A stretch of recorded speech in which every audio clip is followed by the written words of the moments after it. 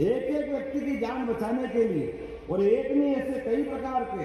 अभी तो परसों 2 दिन पहले जो बजट आया है, और बजट की तैयारी हमारी सरकार के द्वारा भी की है कि हमारे यहाँ सच्चे अर्थों में 4 विभिन्न प्रकार की जातियां हैं, गरीब, महिला, किसान और युवा। वो चारों वर्ग की बेहतरी के लिए अलग अलग प्रकार के कामों की हमने दिशा बनाई है। भाई साहब, हमने युवाओं के लिए तय किया है 2028 तक 70% से ज्यादा युवाओं को स्वावलंबी बनाएंगे, अपने बलबूते पर वो रोजगार पाए और उनके जीवन में एक सुख का अलग से छाया आए। ये प्रयास हमने किया गरीबों की जिंदगी अच्छी बनाने के लिए। अभी आपके माध्यम से हमने नेशनल डेयरी डेवलपमेंट बोर्ड के माध्यम से एक तरफ जब खेती की हमारी अच्छी आमदनी होगी, लेकिन सच्चे अर्थों में तो घर घर गाय, तो जिनके घर गाय वो सब गोपाल हुए कि नहीं हुए, और जिनके घर गाय का कुल वो घर घर गोकुल। हम ये अभियान लगा रहे कि घर घर गाय का कुल बनाएंगे, और जिन गांवों में 2000 से बड़ी आबादी के सब प्रकार की सुविधा के गांव रहेंगे, सरकार के माध्यम से उनको वृंदावन गांव बनाने की घोषणा हमारी सरकार के द्वारा हुई है।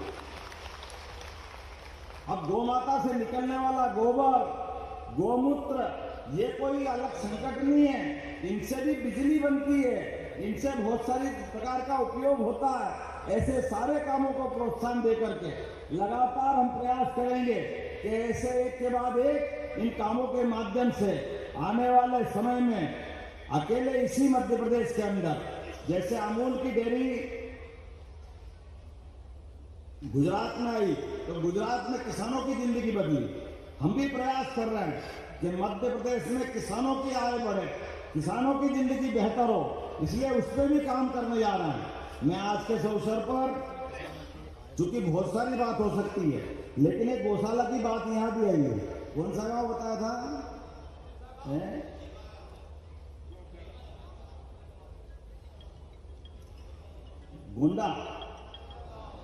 गोंदा गांव मठ।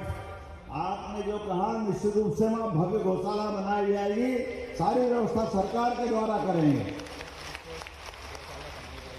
आज के इस अवसर पर चूंकि समय की कमी है, लेकिन बहुत सारी मांग भी मुझे बताई है। ये सारी मांग भी मैं मानने के लिए यहीं से घोषणा करता हूं। आपने कहा कि यहाँ हमारे यहाँ ITI नहीं है, तो ITI भी बनाया जाएगा। निश्चित रूप से ITI बनाने की घोषणा करता हूँ। आज के इस अवसर पर पुनः अच्छे कार्यक्रम की बधाई देता हूँ। बहुत बहुत धन्यवाद। भारत माता की जय।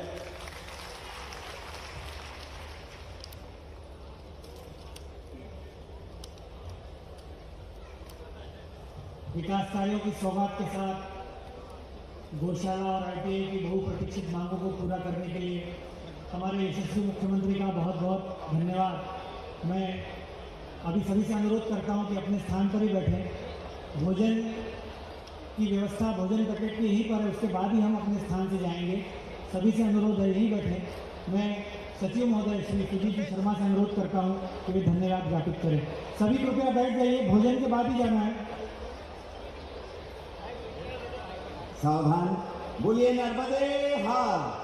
मां नर्मदा की इस पावन गोद में बाबा बजरंगदास जी, स्वामी तिलक जी की तपोस्थली पर स्वामी तिलक वैदिक विद्या समिति द्वारा आयोजित वेद गरबा घाट के लोकार्पण समारोह में आमंत्रित हमारे प्रदेश के यशस्वी मुख्यमंत्री माननीय डॉक्टर मोहन यादव जी, हमारे राष्ट्रीय स्वयंसेवक संघ के अखिल भारतीय कार्यकारी सदस्य एवं हम सबके मार्गदर्शक आदरणीय श्री सुरेश जी सोनी जी, हमारे हरदा जिले के प्रभारी मंत्री माननीय श्री विश्वास सारण जी, एवं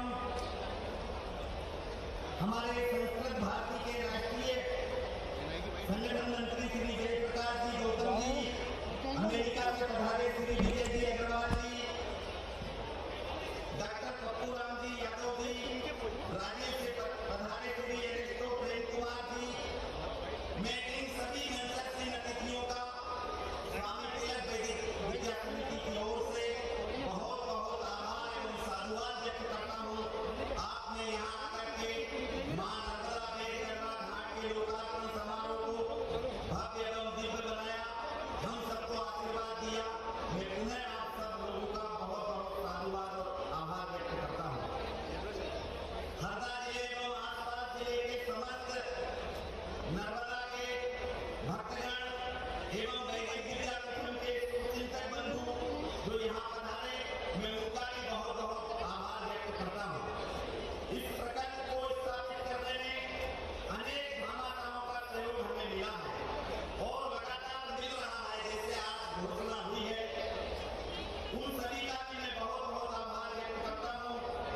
इस कार्यक्रम को सफल बनाने में जिला प्रशासन, पुलिस प्रशासन, हमारे अन्य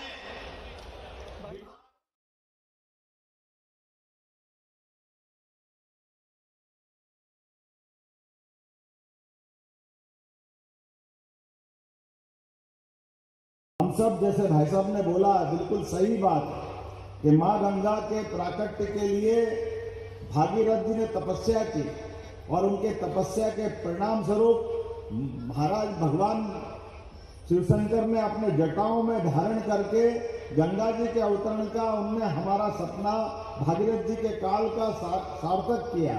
लेकिन जटाओं के लिए जहां गंगा जी का जल हमको मिला, वो भी बगैर ग्लेशियर के, कोई बर्फ नहीं है, लेकिन आज इतनी चैतन्य मां नर्मदा की धारा है कि दुनिया को अपनी जगह जैसे देखे, लेकिन एकमात्र मां नर्मदा का ये किनारा है जहां पर मां सीधे कई लोगों को दर्शन देती है, कई लोगों के जीवन धन्य होते हैं। ये एकमात्र स्थान है जहां आम जन भी और साधक भी दोनों का जीवन का आना धन्य होता है। वो अगर कोई पवित्र किनारा है तो मां नर्मदा का किनारा है। हमें इस बात की प्रसन्नता है और उनका आशीर्वाद हमको मिलता है। सरकार की दृष्टि से देखा जाए तो सच्चे अर्थों में आज की स्थिति में 48 लाख हेक्टेयर क्षेत्र में सिंचाई की हमारी क्षमता बढ़ी है, लेकिन इस सिंचाई क्षमता में मध्य प्रदेश की वर्तमान की स्थिति बताना चाहूंगा, उसमें 40 लाख हेक्टेयर अगर सिंचाई में खेतों को पानी मिल रहा है तो मां नर्मदा के आशीर्वाद से मिल रहा है। हमें इस बात का आनंद है। 40 लाख हेक्टेयर कोई कल्पना कर सकता है?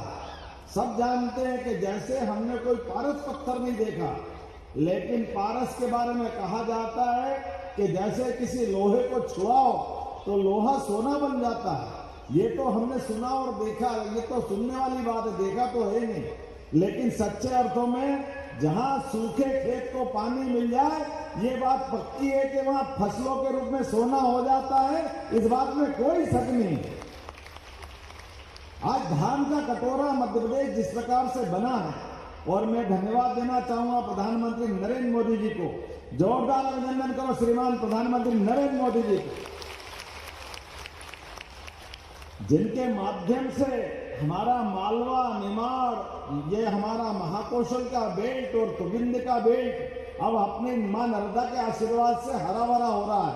लेकिन बुंदेलखंड, चंबल और पश्चिमी मालवा का जो हिस्सा बचा था, यशस्वी प्रधानमंत्री ने एक नहीं दो नदी जोड़ो अभियान, एक हमारी उत्तर प्रदेश से केन बेतवा और दूसरी पार्वती काली सिंह चंबल योजना, जो 20 साल से राजस्थान के साथ बिना बात के मुकदमा चल रहा था। थोड़ा पानी कम मिलेगा, ज्यादा मिलेगा, ये होगा वो होगा, जबरदस्ती चक्कर में पड़ते मैं जवाबदारी के साथ कहना पड़ेगा कि दुर्भाग्य से कांग्रेस के लोगों को हमारे किसानों के प्रति दया नहीं आती है, इसलिए फालतू के मुकदमेबाजी करते रही है। मुझे इस बात की प्रसन्नता, जोरदार अभिनंदन नरेंद्र मोदी जी का करो, जिनके माध्यम से 1,75,000 करोड़ की धनराशि ये दोनों नदी जोड़ों के माध्यम से उन्होंने हमको प्रदान की, जिसके माध्यम से अब 1 लाख करोड़ हेक्टेयर में हम सिंचाई कर पाएंगे। 1 लाख करोड़ हेक्टेयर में, किसको कहते हैं 1 लाख करोड़ हेक्टेयर? ये नदी जोड़ो अभियान के माध्यम से लोगों की जिंदगी बदलने का अभियान। वैसे तो आज बहुत सारे कारण से मैं आपको बधाई देना चाह रहा हूं।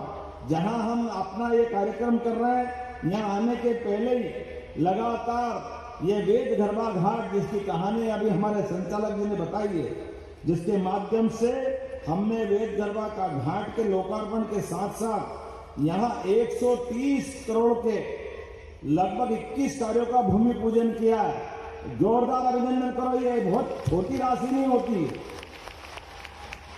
और 185 करोड़ की लागत से लगभग हमने 97 अलग अलग प्रकार के कामों का भूमि पूजन किया है। ये एक तरह से दोनों जोड़ लो तो 316 करोड़ के लोकार्पण भूमि पूजन अकेले नहीं हो रहे हैं। जब से सरकार बनी है, सरकार बनने के बाद लगातार एक के बाद एक विकास के नए नए संकल्प माननीय यशस्वी प्रधानमंत्री के नेतृत्व में हमने सबने लिए और आपने देखे भी होंगे क्या क्या नहीं हुआ, कैसे कैसे काम नहीं हुए और कई जगह चुनौती आई तो रास्ता निकालने का प्रयास भी हमारी सरकार ने किया है। आपको याद होगा हरदा में आग लगी, भाई साहब यहाँ आग लगी, बड़ी कठिनाई थी कि फटाखा फैक्ट्री में जब आग लगी और आग की विकरालता ऐसी थी कि हमारे पास हमने सभी प्रकार के प्रबंधन कर दिए, लेकिन दुर्भाग्य से ये अंदर का ऐसा अपना रास्ता है कि यहाँ पर योग्य प्रकार से आग बुझाने के साधन भी नहीं थे। तो इंदौर, भोपाल, उज्जैन, होशंगाबाद, जहां से नर्मदापुरम कहते हैं, सब दूर से फायर ब्रिगेड पहुंचवाई, लेकिन उसके बाद भी आग की विकरालता और घायल और मृत्यु वाले लोगों के लिए लगभग हमने 100 के आसपास एम्बुलेंस भेजी, लेकिन कहीं भी जाओ, कैसे भी जाओ, तो घायलों को ले जाने के लिए 4 घंटे से कम नहीं लग रहा है। लेकिन वो ग्रीन कॉरिडोर बनाकर के एक एक व्यक्ति की जान बचाने का काम उस समय किया था कि हमारे किसी व्यक्ति के जीवन में अगर कष्ट आ गया तो सरकार को सबसे पहले खड़े होना चाहिए। लेकिन मुझे इस बात का संतोष है, जितना बना उस समय किया, लेकिन उसके अगले महीने पूरे देश में एकमात्र राज्य मध्य प्रदेश है जिसने ये निर्णय किया कि हमारा राज्य भौगोलिक दृष्टि से बहुत बड़ा है और घायल को अगर 4-5 घंटे लग जाए तो बहुत सारी जनहानि होती है। इसलिए एयर एम्बुलेंस लाने का निर्णय हमारी सरकार ने किया कि आने वाले समय में किसी भी आदमी के जीवन में अगर ये कष्ट आ जाए तो जहां हवाई पट्टी है वहां विमान भेज के एयर एम्बुलेंस, और जहां विमान उतरने का हमारा एयरपोर्ट या हवाई पट्टी नहीं है वहां हेलीकॉप्टर से जान बचाने का काम हमारी सरकार के द्वारा किया जाएगा। ये निर्णय हमारे द्वारा किया। गए जमाना पुराने लोग थे, कांग्रेस के लोग एक तो इतने बड़े वाले हैं कि अपने घर में हेलीकॉप्टर उतारते हैं और हेलीकॉप्टर से जाते हैं। ठीक है, माँ लक्ष्मी की उन पर कृपा होगी, लेकिन दुर्भाग्य से 40-40 साल से लगातार जनप्रतिनिधि हैं, लेकिन किसी गरीब के जीवन में हेलीकॉप्टर की मदद मिल जाए कोई उदाहरण नहीं है उनके सामने। और ये हेलीकॉप्टर एक व्यक्ति के लिए पहुंचाते हैं तो 2 लाख से लेकर 5 लाख तक जितना भी खर्चा लगे, हमने कहा पैसा जरूरी नहीं है, गरीब आदमी की जान बचाना जरूरी है। हमने कहा आयुष्मान कार्ड बनाओ, निःशुल्क पहुंचाएंगे हेलीकॉप्टर हवाई जहाज, यह हमारी सरकार का निर्णय है।